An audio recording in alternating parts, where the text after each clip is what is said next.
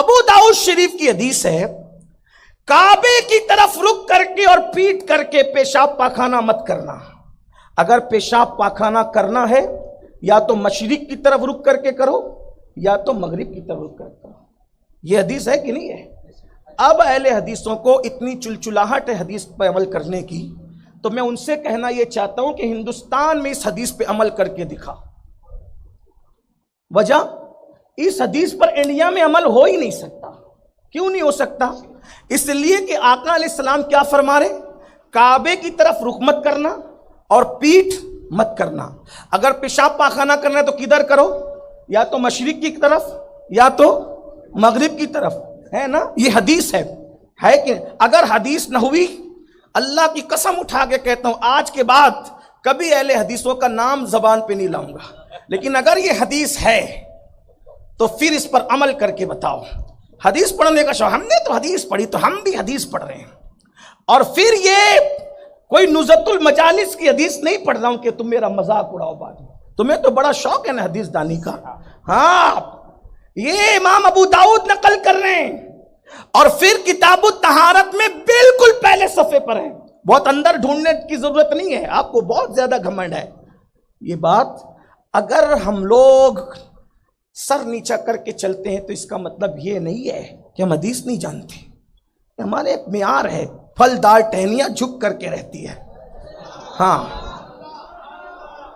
یہ بات اچھی طرح یاد رکھنا، ورنہ ہم بھی منہ میں زبان رکھتے ہیں، ہم بھی منہ میں زبان رکھتے ہیں، ورنہ کیا بات کر نہیں آتی۔ یہ بات اچھی نہیں ہے۔ ہوش کے ناخن لو، اور جو ان کے چکر میں حدیث کے نام پر، ان سے کہتا ہوں ہوش کے ناخن لو۔ کیا فرمایا؟ مشرق اور مغرب کی طرف رخ کر کے پیشاب پاخانہ کرو، کعبے کی طرف رخ کر کے مت کرو۔ مطلب کیا؟ ارے ہم اگر کعبے کی طرف رخ نہیں کرتے تو مشرق کی طرف رخ کریں گے تو کعبے کی طرف پیٹھ ہوگی، اور مغرب کی طرف رخ کریں گے تو کعبے کی طرف چہرہ ہوگا۔ تو کیا انڈیا میں اس حدیث پہ عمل ہو سکتا ہے؟ لیکن کیا یہ حدیث میں لکھا ہوا ہے کہ اس پر انڈیا میں عمل نہیں ہو سکتا؟ یہ ہے نوٹ میں، اللہ کے رسول نے بیان، حضور نے تو مطلق بیان کیا، لیکن ہر ذی شعور اچھی طرح جانتا ہے کہ یہ حدیث انڈیا پاکستان کے لیے نہیں ہے، یہ حدیث مدینہ منورہ کے لیے ہے، کیونکہ مدینہ منورہ میں قبلہ جنوب کی طرف ہے، قبلہ جنوب کی طرف ہے، وہاں اس حدیث پہ عمل ہو سکتا ہے، اور جگہ نہیں ہو سکتا۔ تو اب اگر کوئی آ کر کے ہمیں حدیث کی دھونس دے، یاد رکھنا باب مدینۃ العلم سے تار جڑتے ہیں ہمارے۔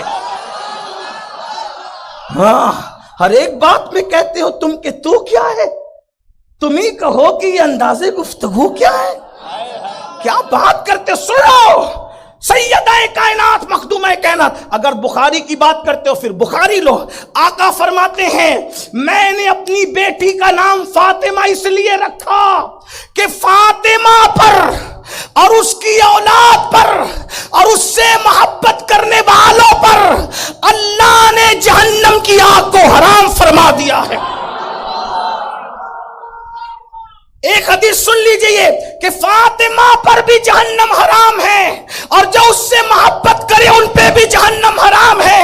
اندازہ فرمایا، اور ایک مقام پر فرمایا کہ فاطمہ نے اپنی حرمت پر ایسی نظر رکھی کہ اللہ نے فاطمہ پر اور قیامت تک اس کی اولاد پر جہنم کی آگ کو حرام فرما دیا۔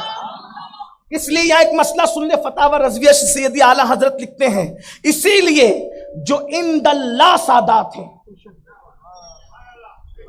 دکن میں تھوڑا سا عند اللہ کی تشریح نہیں کر سکوں گا، لیکن یہ ضرور کہتا ہوں جو عند اللہ سادات ہیں ان پر جہنم کی آگ حرام ہے، اور جو صرف عند الناس ہے ان کے معاملے میں ہم کچھ نہیں کہتے، لیکن جو عند اللہ ہے، اب آپ سوچیں گے کہ سب بتا دیا، یہ نہیں بتایا، تو میں اس کو اپنے ایک جملے میں بتا دوں۔ عند اللہ اور عند الناس کا مطلب کیا؟ جن کو اللہ نے سادات بنایا ہے، جن کو سادات اللہ نے بنایا ہے ان پر جہنم کی آگ حرام ہے، اور جو خود سے بن گئے ہیں انہیں تو رسول اللہ کی شفاعت بھی نصیب نہیں، ان کا تو فرض بھی قبول نہیں، نفل بھی قبول نہیں۔